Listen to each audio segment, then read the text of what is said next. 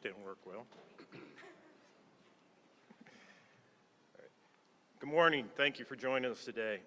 With me here is Mayor Brandon M. Scott, Deputy State's Attorney Tom Donnelly, Deputy Commissioner Brian Nadeau of our Public Integrity and Compliance Bureau, Deputy Commissioner Kevin Jones of our Criminal Investigation Bureau, Director Shannon Sullivan of our Consent Decree Compliance Unit, and Director Vernon Heron of our Officer Safety and Wellness.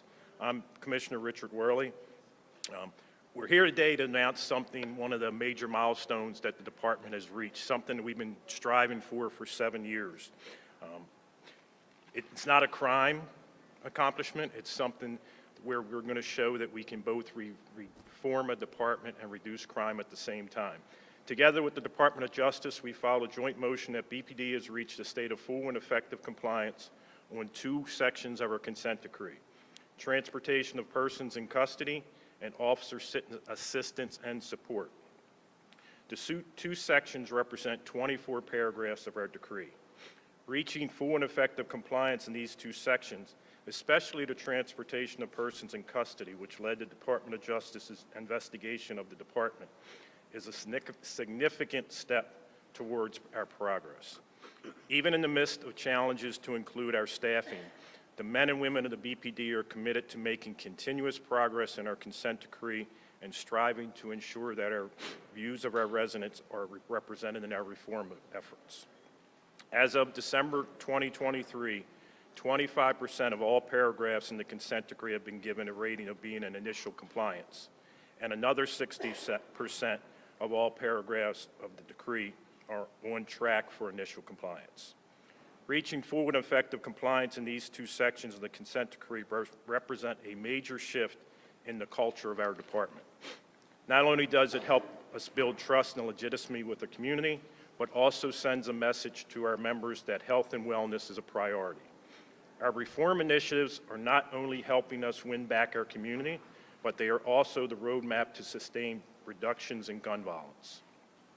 With the support of Mayor Scott and his administration, State's Attorney Bates and his administration, the Mayor's Office of Neighborhood Safety and Engagement, and our ongoing collaborations with our many state, local, and federal partners, we had the largest single-year homicide reduction in the city.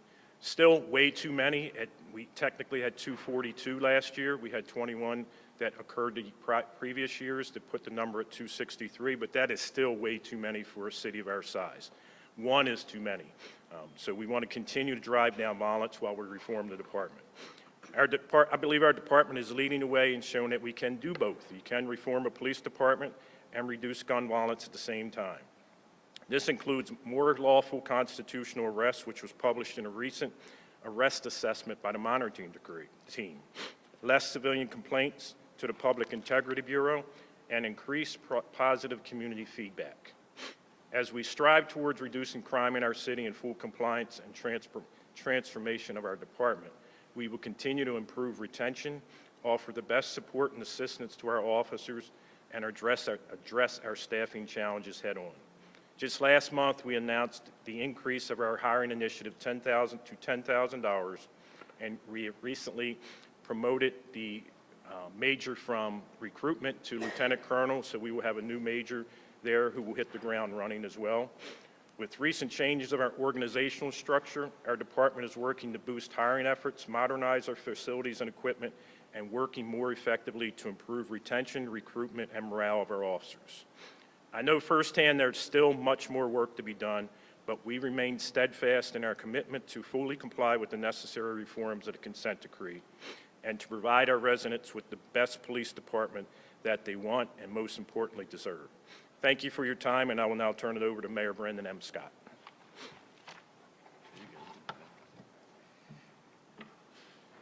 Good morning, everyone, and thank you, Mr. Commissioner, and thank you all for being here. I want to start off by saying that this is not just a crucial, but a significant step in the right direction for BPD as we work towards full compliance with the consent decree. Since I took office, the department has continued to make significant strides in the right direction.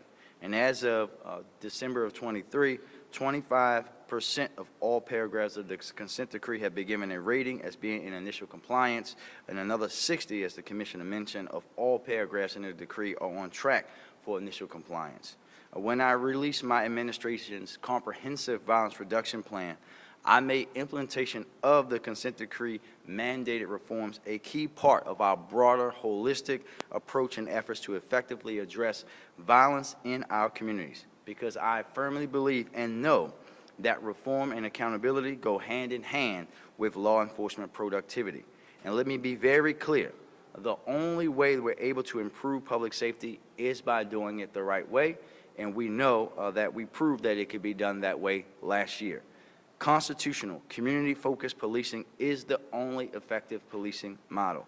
Under my administration, I am proud that for the first time in the consent decree's nearly 7-year history, we're able to join the DOJ in recommending the court to find us in full and effective compliance with sections of our consent decree.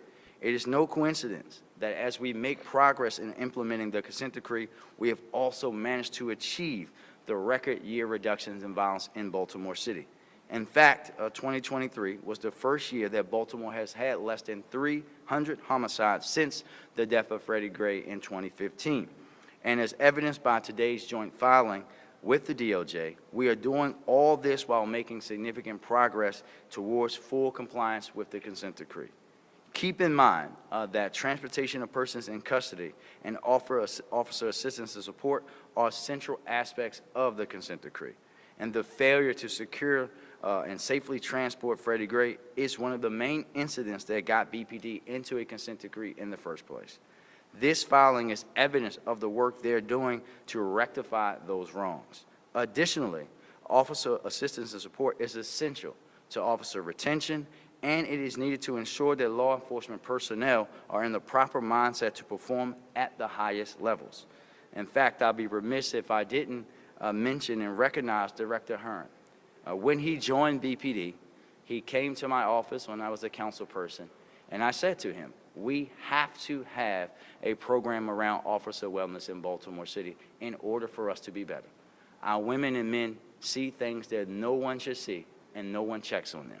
No one asks them if they're okay. No one talks about the impacts of what the job does to them each and every day. And now, even amidst shorting staffages seen in police departments across the country, Baltimore is a leader in this space. So thank you, Director, and everyone on the team for doing the work that you do, not only for BPD, because it's also oftentimes that I'm calling the director and say, hey, DPW just had someone die in the line of duty. Can you send your folks over to help and work with them? The fire department lost a firefighter. Can you send someone to work with them? Recreation and parks. So thank you for the great work that you do. And even amidst the staffing shortages seen in police departments all over the country, which I and the Commissioner are committed to doing everything we can do to address here in Baltimore, BPD has managed to not just continue efforts to reform, but make it an absolute top priority.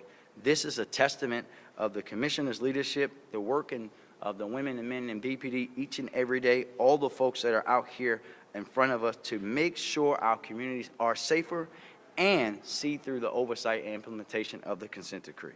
And I want to reiterate that this is an important step forward for the department, but we also recognize that there is much more work to be done in order to ensure full compliance with the consent decree and deliver the constitutional law enforcement that our communities need and deserve for us to continue to make Baltimore safer each and every day. Thank you. And with that, I will turn it over to our fabulous City Solicitor, Ebony Thompson.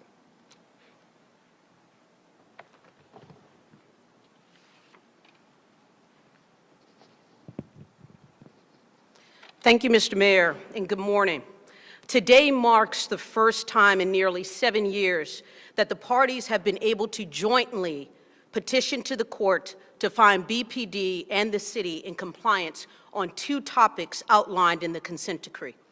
While BPD has made progress on all of the reforms called for in the consent decree, reaching a state of full and effective compliance is an important milestone for the department.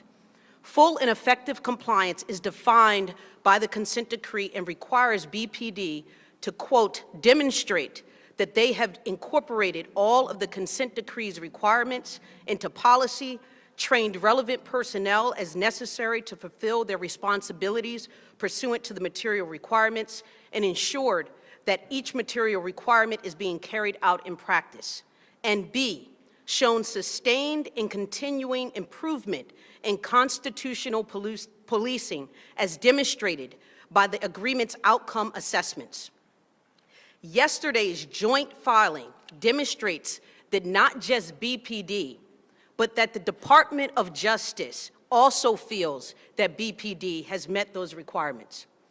The two subjects in question have special significance to BPD. First is transportation. The significance of BPD's efforts to modernize its transportation is significant given the death of Freddie Gray, which occurred following injuries suffered while being transported by BPD. As determined by the monitoring team and now DOJ, BPD has transformed its policies and procedures related to transportation through modern equipment, training, and oversight so that today the department can meet the standards required for the safe transportation of persons in custody. Next is officer assistance and support. This section of the consent decree requires BPD to provide programs like counseling, peer support, and mental health services for BPD personnel. Under the mayor and the police commissioner, BPD has made significant progress in how it cares for its officers. As the monitoring team found, there is, and I quote, ample evidence of BPD undertaking initiatives and creating programs for officers well beyond what the decree strictly requires. Supporting police officers through counseling and mental health services not only aids in recruitment and retention, but also promotes overall workforce resilience. The parties are seeking a determination from the court, agreeing with the monitoring team, that the parties reached a state of full and effective compliance on these two subjects. Once that occurs, BPD and the city will need to demonstrate 1 year of sustained compliance. The parties must also continue to strive towards compliance on the other sections of the consent decree. But again, today is a historic milestone for the department. The fact that this milestone is occurring at a time when the city is achieving a recent and historic reduction in violent crime, as the mayor stated, is a testament to the effectiveness of constitutional and community-focused policing. As crime rates decline, our communities experience enhanced safety and well-being.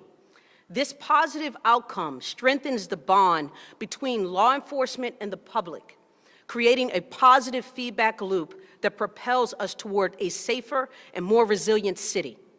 In essence, constitutional policing and the reduction of crime are inseparable components of our law enforcement strategy. They are not disparate goals, rather they are interconnected elements that reinforce each other.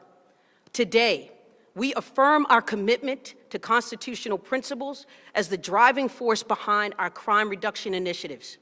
Together, we build a safer community where justice, fairness, and respect for individual rights guide our path forward. Thank you. At this time, I will turn it over to Director Vernon Herron of BPD's Office of Safety and Wellness.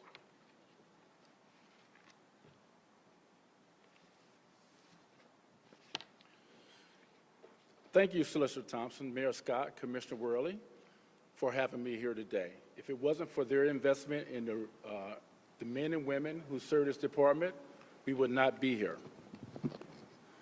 I am Director Herron, and I oversee the Baltimore Police Department's Office of Safety and Wellness section. Since joining the department in 2016, the Office of Safety and Wellness section has been the cornerstone of our mission at the Baltimore Police Department. Providing the best assistance and support to officers helps us improve our performance, boost morale, and develop a more resilient police department. I am proud to work closely with our consent decree implementation unit in this work and celebrate our progress on full and effective compliance. Our health and wellness team works passionately and diligently, creating innovative ways to keep members engaged and provide necessary support to members. This includes line of duty death of a departmental member, serious injury of a departmental member, police-involved shootings, and assisting members with daily mental health needs as they face the stresses of police work. We have trained more than 75 police officers, professional staff to become peer support members. They're supporting our department on a daily basis. Our members are the department's most valuable resources, so it is of the utmost importance that we provide the necessary support and resources for them to succeed in serving our community. Just last year, we embarked upon building a new early intervention system to monitor and track indicators that could pose potential risks to the members, the department, and public. This system, coupled with ethical policing and courageous training, represents a culture change in the Baltimore City Police Department and our commitment to support our members and the neighborhoods we serve. I am very proud of the work that we've done here in Baltimore. As we continue to lead other law enforcement agencies in this work of officer support and assistance. Officer Safety and Wellness and our Employee Assistance Program is accessible 24 hours a day, 7 days a week. We are here for our members, and we continue to offer necessary assistance and support to each member and as they continue their careers in the police department. In conclusion, I would like to say we've had more than 50 police departments reach out to the Baltimore City Police Department about our Officer Safety and Wellness and our peer support program. Just the other day, I had a Zoom meeting with a police department from Surrey Police Department. And when I asked the inspector, what state are you from? She says, I'm not from the United States, I'm from the UK. And I said, how did you hear about Baltimore City Police Department's Officer Safety and Wellness program? She says, well, we are building or rebuilding our police department, and we have discovered a book called The Copper's Lot.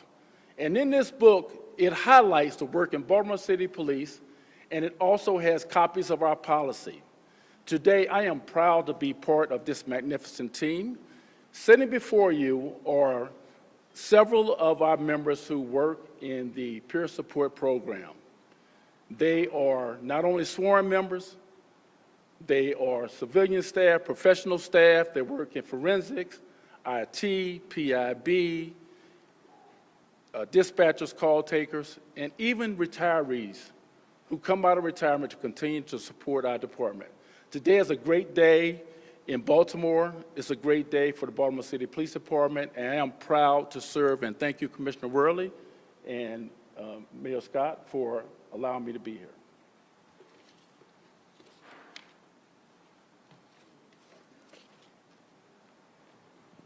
We'll now take a few questions. I'll turn it over to Lindsay.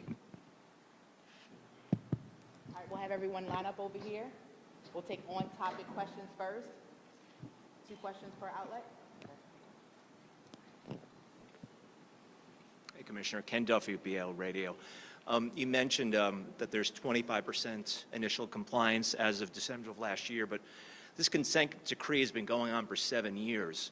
As far as full compliance, at the last hearing as well, the judge mentioned that he was getting impatient in so many words with compliance. So when will you become fully compliant with the consent decree? Will it take several more years? I mean, do you have any kind of timeline on that? Well, this is the first step, and my goal when I took office was for it to be completely satisfied within the 3 years of my contract. My contract is 3 years, so my goal is to do it in under 3 if we can, but we have to, when we do it, we have to do it right. You can't rush it. And for the first probably 3 to 4 years of the consent decree, we really weren't fully engaged in it. It's just over the last 4 or 5 years that we become fully engaged and we've started moving forward.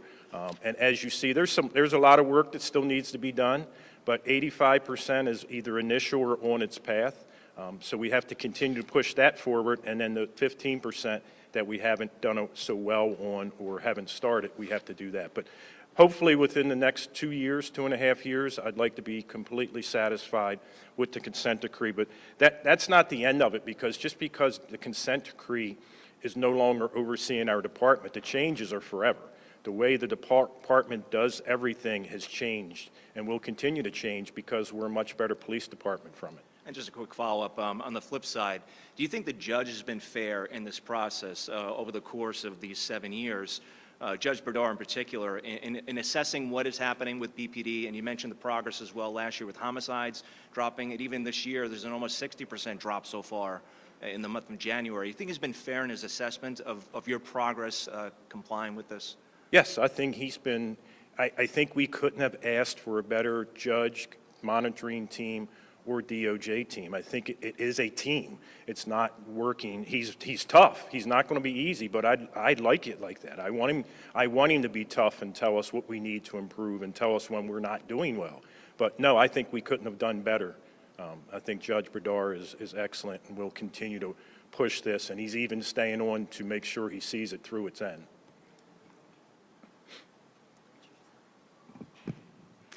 Emily Hofstetter at WYPR.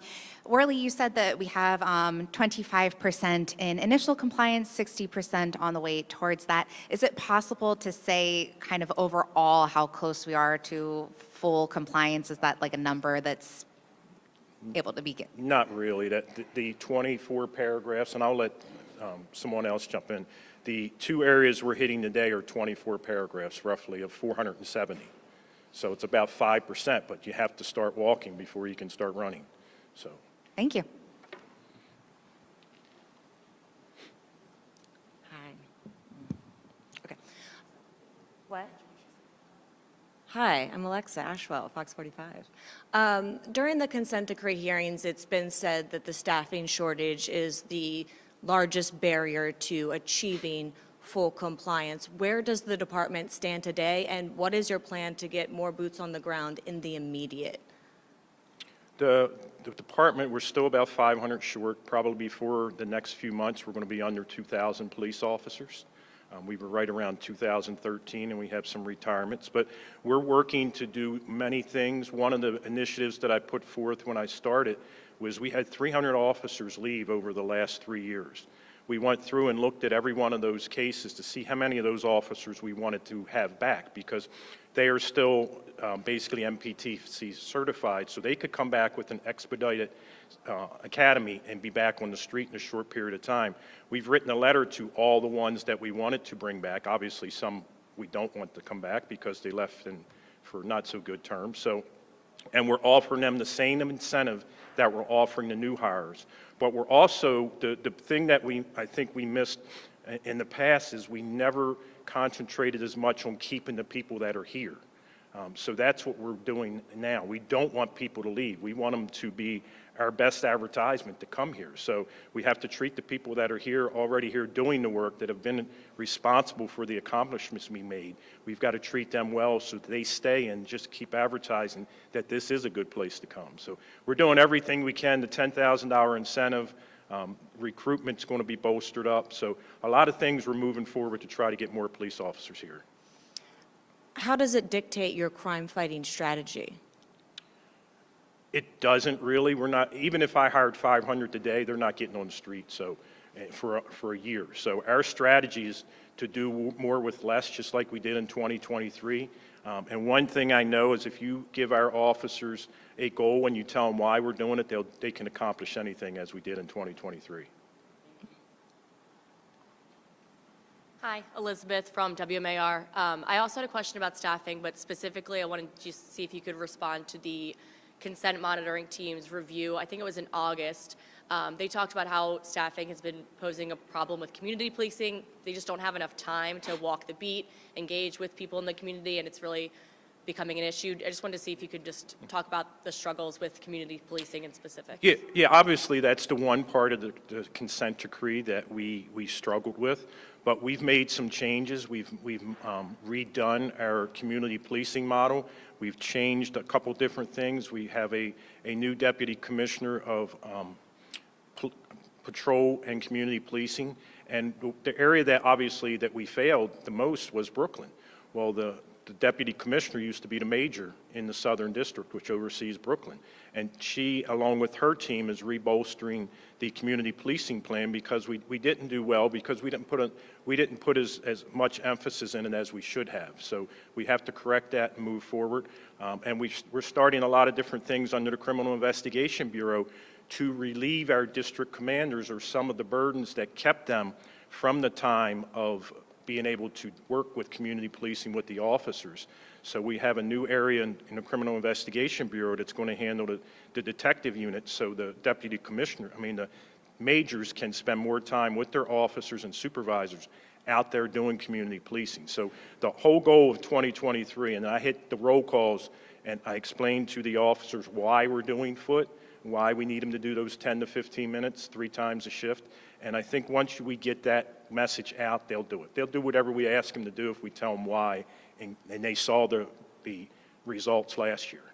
One of the other recent reports, I think this one was from October, was talking about just they were getting anecdotes and questions from the public, just a community survey overall, and a lot of people just had a lot of negative perceptions, and the public trust was really low. So how do you kind of bridge the gap between perceptions and data? Like we're talking about 25%, 60% compliance. Those numbers don't really mean much to people if they're just not having positive interactions with the police. So how do you kind of bridge that gap? Well, first thing you have to do is look at who was asked those questions and what areas the questions were asked.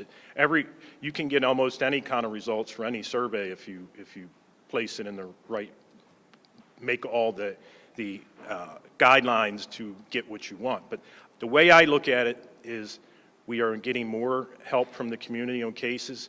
As I go out in the community a lot, I start to see people thanking us for our officers. So I think as long as we are gaining the community's trust, and I think we're doing that, we could have never gone under 300 homicides if the community didn't trust us enough to give us tips as far as carjackings and everything as well. And you're starting to see, I think, a shift to they're supporting the police department more, and perception takes a while to change. We unfortunately we kind of earned the reputation we had over several years, and it's going to take us several years to change it. But we're on that path to change it and win the community back. Thank you. I'm just going to add into both of your questions really quickly and just say, we also know when you talk about the burden on our police officers, this is why we start to implement our smart policing program, right? We can't say that we want our police officers our patrol officers specifically, to have better relationships and spend time working with the community if we have them responding to things that, quite frankly, police shouldn't be responding to, which is why we started smart policing. And in fact, a part of that is our 911 diversion program, for which the City of Baltimore and the Police Department got an award from the Maryland Association of Counties around innovation. This is why we're asking folks, when you have small, minor things that can be done over the phone or online that allows the officers to actually investigate those things and build those relationships, to file those reports that way. We can't say that everything is an emergency and at the same time want them to actually build relationships, which is why we have to alleviate some of that burden from the women and men who are answering those calls, to allow them to focus on the most important things, the violent things, the people that are stealing cars, et cetera, but also have that time to build relationships in the community. And to your other point, I think, yes, we know, right, as the commissioner said, what the data said and what the reports say, but we also know that we are getting more calls, more tips in. We are getting less complaints in about behaviors about the women and men in the police department, which shows that we're moving in the right direction, and we're not going to stop until we continuously build the best department that we can be. Hey, I'm Darcy from the Baltimore Sun. Commissioner Worley, I know you talked about community policing specifically, but can you, or maybe the consent decree implementation unit, run through some of the other big ticket items that the police department still needs to work toward in order to reach full compliance? Sure. Good afternoon. Director Shannon Sullivan with the Consent Decree Implementation Unit at BPD. Right, not with the Department of Justice, not with the monitoring team, BPD employee. We have many areas that we're currently working on, and the monitors are currently assessing us. So you saw that there was an arrest assessment that recently came out. We're also expecting an assessment on behavioral health pretty soon, another assessment on use of force, a very large assessment. I mean, they're all very large. They're very comprehensive, but one particularly on the Public Integrity Bureau, PIB, and misconduct investigations, because that is the largest section, has the most paragraphs of the decree. So you're going to start seeing sort of like a snowball effect. All of these assessments are going to start coming out within the next 6 months or so. So those percentages that we talk about, the 60%, the 20%, all of that's going to change pretty soon because we're going to get more detailed information and feedback from them, as well as any places where we might need to make additional improvements. And then in terms of the 15% that's not like on track or in initial compliance, can you walk through what those are and where the hurdles are? So there's a couple of paragraphs that haven't been assessed yet that are related to performance evaluations, for example, and some of that was just we needed to get the performance evaluation system implemented, and that's now through Workday, which the city didn't have before. So that's an example of some areas. There's some areas where there's still some training going on so that we can't assess implementation until after the training has been complete, and part of that was also related to performance evaluations. We have to make sure people know how to properly conduct those. Barry Sims, WMAR-TV. Commissioner and Mayor, also just wondering about frustrations, things that you're looking at as you try to get done with and be in total compliance. What types of things are really frustrating you besides the not being able to get enough officers, trying to hire officers? What are the bigger things that are really frustrating you right now with this? I think that, Barry, thank you for the question. I think that the biggest thing the commissioner hinted at earlier, we should have been a lot further along in the consent decree than we are. But for whatever reason, the folks that came before us did not, before me, not before the commissioner or the previous commissioner, before me, did not see it for the value that it can have for the city of Baltimore and the police department. But now that everyone, and who's at the top matters, right? If the person at the top isn't truly invested in something, we know that it'll fall by the wayside. So my biggest frustration isn't with what's happening. I know these folks are working hard each and every day to bring us into full compliance. My frustration is what happened before, because when you add on that lackadaisical attitude towards the consent decree in the beginning, and then you add on to that we had a global pandemic that pushed everything back, right? We should be a lot further along, and were it not for those things, I know that we would be. But today is a significant step, and we're going to acknowledge that. But we have to continue to push forward. We know when I leave here today, I'm headed to Washington, D.C. for the U.S. Conference of Mayors, and I know we're going to have a discussion, and I know that mayors around the country are going to be complaining that they don't have police academy classes at all. So in one sense, I should feel blessed that I am still having academy classes and that the commissioner are still greeting and graduating people. But at the same time, I know that it's still not at the pace that we want it, but we understand that we have to evolve and change as the nature of law enforcement, not just here in Baltimore, but the country has done so. And I honestly don't get frustrated for a really long period of time. It's a waste of energy. If I get frustrated, I just move on, because I've been here for 26 years and I've seen how far we've come, and I know where we are now compared to even where we were 2 years ago, 3 years ago. So we're moving in the right direction, and we just have to continue to do it at the same pace that we're doing it and make sure we get it right, don't rush into anything, and we're doing both at the same time, reform and reducing violence at the same time, which I don't think has been done in the country. So I'm proud of the men and women, so I don't get frustrated. And I think I'll just add something else very, very quickly to that point, that is my other frustration, that you have folks who, in some cases, are purposely trying to make this a either or, that you have to either reform the department or reduce violence in the city. And we've proven that you can do both, right? And I think that as long as we're continuing to push that and have that information be shared so that folks know that they don't have to make this false choice of wanting to be safer and wanting not to be harassed every day just because they live in a certain neighborhood, right? We know that we can do this the right way, as we've proven last year, and we're going to continue to do that. Hello, my name is Penelope Blackwell with the Baltimore Banner. I'm curious where the department stands on producing stop and search data. I know the agency has had some delays with the content management system that's used for logging this data. So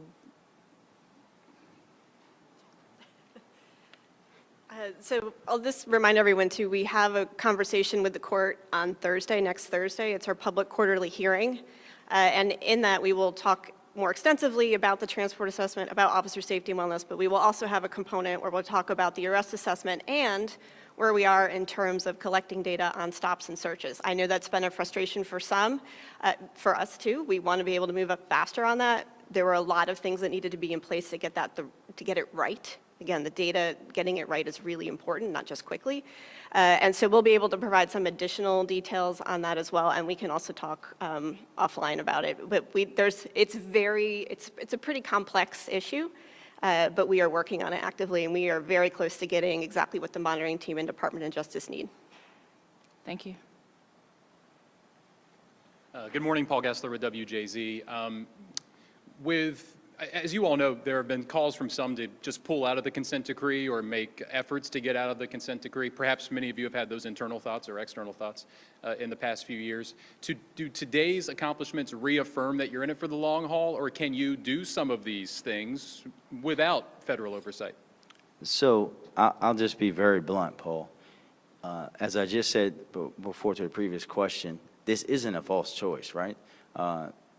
We are in this for the long haul because this is the right thing to do. When we entered into this consent decree, and you think about where we were in 2015, you wouldn't have anybody from Prince George's County, let alone the UK, asking, hey, how did the Baltimore Police Department do anything? But now we hear from departments across this country and the world about how we are making this department better. But I think the important thing about that is that we're doing that and reducing violence at the same time, so that we know that these women and men are out there busting their butts each and every day. They took over 2,900 illegal guns off the streets just last year alone, and already have taken some off of this year. We're going to continue to do that work, and those folks who are peer pushing and parroting this, that you have to get out of the consent decree. We want to get out of the consent decree, but we're going to do it the right way. And you can't just pull out of a consent decree. So folks who are saying you should just pull out of it, they don't know how consent decrees work. You don't get to tell the federal government what to do. The federal government tells you what to do. So that shows that the folks that are saying that don't even have the basic intellect to be even in a conversation about whether we should be in it or not. But if they grew up where I grew up and lived through what I lived through as a young man growing up in Baltimore, to see where we are as a department now, while we're not perfect, they would acknowledge that progress alongside the progress of reducing violence, because this is not a choice of whether we can have our police officers doing their work each and every day or having our police officers do that work constitutionally. We can do both. We can reduce homicides and violence in the city of Baltimore and go towards full implementation of the consent decree at the same time. And a quick follow-up for you and others who have been here for a while. It's been coming up on 9 years since Freddie Gray's death. 17 years in City Hall for me. If you'd been told 9 years ago that it would have taken this amount of time to make these improvements with transportation and transporting people in police custody, what would you have thought? I mean, it's quite a long time to make these improvements.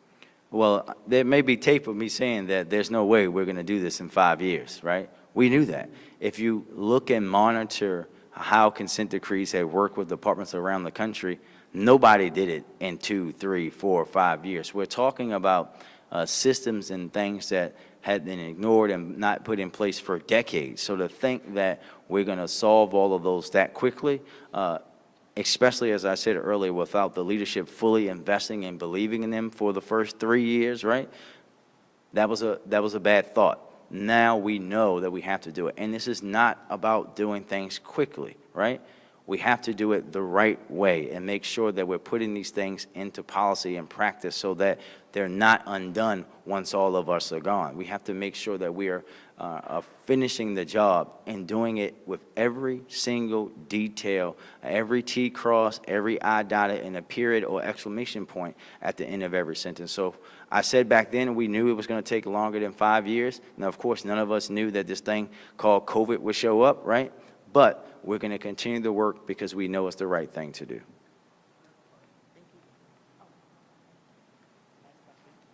Last question. Carl Ferran with the Baltimore Sun. I was just curious if anyone in Baltimore City has reached out to the family of Freddie Gray throughout this ordeal, especially lately. And And have you heard anything from them regarding how you guys are doing as far as since? No, we have not. Thank you, everyone. Can I have all of our peer support members at the front? We're going to take a photo with all of you guys afterwards. You have time to take a picture because we need to create that poster. Sure. Update that poster. All peer support members? I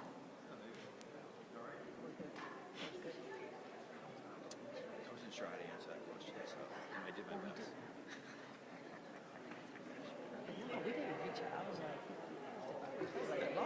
Actually, answer that question probably should have Freddie Gray, although that was one thing that's smart. We're doing this because we need to do things right way across the board. It's unfortunate that it brought us to this, but it's also not a problem. Yeah, we should have because he's making it sound like this all together. No, you're right. Yeah, which is not necessarily.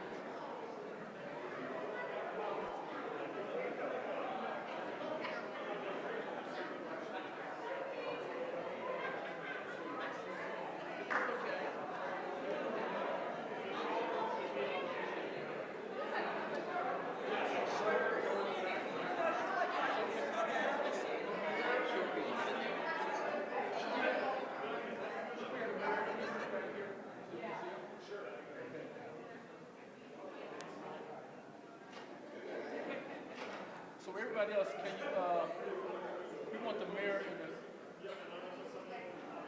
Oh, okay. You should be in, where's the PC?